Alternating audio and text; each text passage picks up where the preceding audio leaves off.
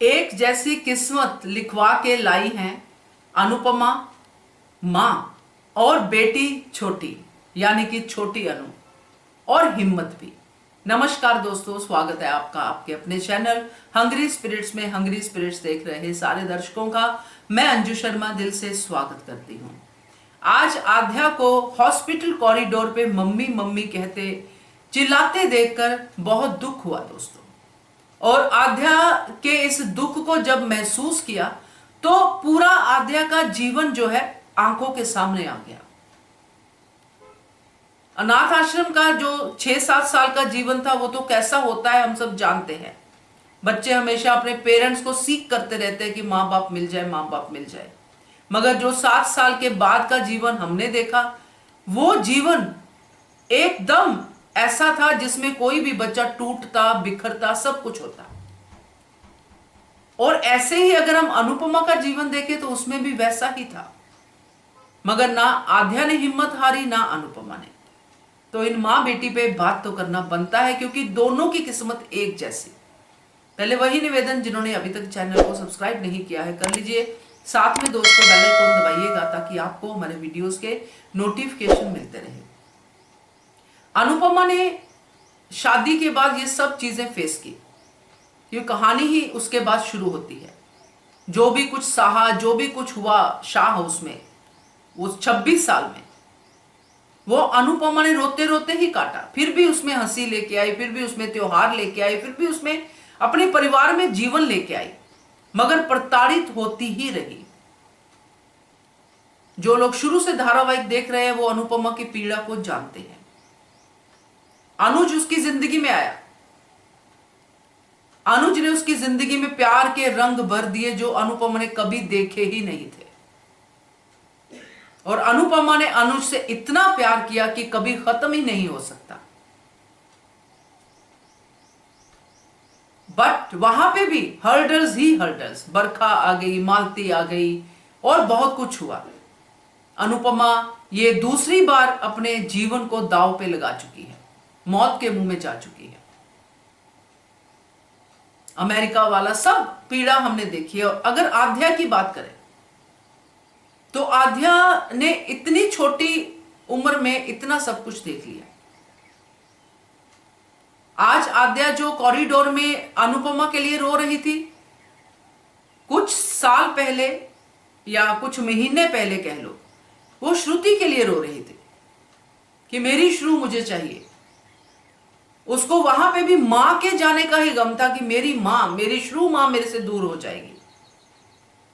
यही विलाप आध्या का उस समय पे भी था, मगर उस समय साथ में गुस्सा था अनुपमा पे।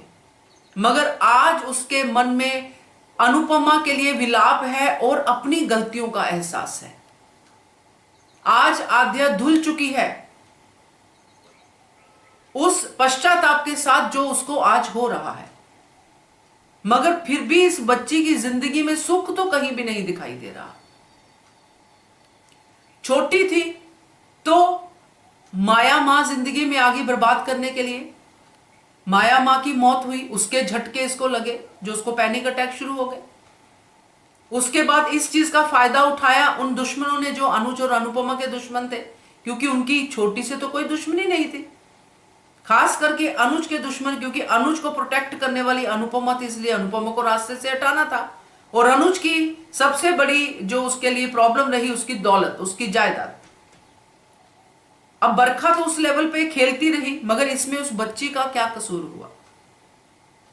उस बच्ची ने उस हर इवेंट को देखा जो उसकी माँ बाप की लाइफ में हो रहा है, खास करके माँ की लाइफ में। यहां पे अनुपमा के अपने बच्चों ने भी उस बच्ची के साथ अन्याय किया, बा ने भी तड़का लगाया। तो ये आध्या की जिंदगी चल रही थी। मगर जब वो छोटी थी तब भी उसने हिम्मत नहीं हारी, अपनी मम्मी की हिम्मत बढ़ाई, अपनी हिम्मत बढ़ाई। और अनुपमा ने भी आध्या की, यानी कि अपनी छोटी का पूरा ख्याल रखा, ध्यान रखा। और आध्या को बच्ची थी जब तब कोई कंप्लेन नहीं हुई, मगर जैसे ही उसकी उम्र बढ़ने लगी, जो कि बढ़ ही रही थी, वैसे ही उसके कान भी भरे जाने लगे और उसको अनुपमा से तकलीफ होनी शुरू हो गई, क्योंकि दादी का प्यार आ गया। तो आध्या ने यहीं से, यानी कि छोटी से ही उसने गलतियां शुरू कर दी और एक्सीडेंट का ब्लेम अनुपमा पे डाल दिया। अब इसके बाद आद्या की जिंदगी कैसी हुई ये हम सब जानते हैं।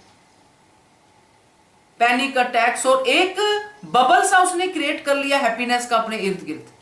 वो ओरिजिनल नहीं था, वो बबल था कि मैं, मेरे पॉप और श्रू फैमिली, बच्चे करते हैं ऐसा।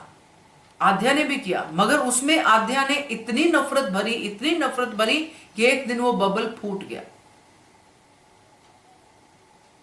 मगर ये जो बबल क्रिएट किया था उसमें भी आद्या खुश थोड़ी रही, दुखी ही रही। हर वक्त अपने पॉप को खो देने का डर, हर वक्त अनुपमा के आ जाने का डर, ये डर बच्चे को कहां तक लेके जाता है वो हमने आद्या की जिंदगी में देखा। कितने कितने बड़े गुनाह कर बैठी आद्या इसी डर की वजह से। तो जीवन तो वो नहीं हुआ ना जो बच्चों को मिलता है, वो आद्या को जीवन मिला ही नहीं। इसी बात का दुख अनुपमा को बार बार हो रहा था कि मेरी बेटी को बहुत दर्द है, बहुत पीड़ा में है मेरी बेटी। क्योंकि हम लोग तो आद्या की पीड़ा को समझते हुए भी हमें गुस्सा आता था आद्या पे, मगर मां को गुस्सा नहीं आया। मां को अपनी बेटी की पीड़ा ही दिखाई दी। और आज वो मुकाम है जहां पे फिर से वो मम्मी मम्मी चिल्ला रही है, और आज उसके हाथ से उसकी मम्मी, उसके जीवन से उसकी मम्मी जा रही है। और आज ही वो दिन है जिसमें वो भगवान को भी कह रही है कि मेरी मम्मी को मुझे वापस दे दो। तो ये दोनों की जर्नी एक जैसी है, मगर एक चीज दोनों में कॉमन है, जो मैंने पहले भी एक वीडियो में, असली बेटी वाले वीडियो में शेयर भी किया था, कि दोनों बहुत हिम्मत वाली हैं, कभी भी गिव अप नहीं करती हैं। अब अनुपमा हॉस्पिटल में चाहे सांसें रुक भी जाए, मगर अपनी बेटी के लिए वापस आएगी, अपने अनुज के लिए वापस आएगी। और वैसे ही आद्या है, आद्या भी हिम्मत नहीं हारती है। क्योंकि अगर हिम्मत हारने वाली बच्ची होती तो मेगा के साथ कब की एडजस्ट हो जाती। तो बहुत ही दर्दनाक जर्नी है इस मां बेटी की, मगर लेसन बहुत है। क्या कहते हो आप इसके बारे में कमेंट कीजिएगा। देखते रहिए channel Hungry Spirits. Thank you so much. Subscribe to our channel by clicking the subscribe button. Click the bell button and enjoy the latest uploads from our channel.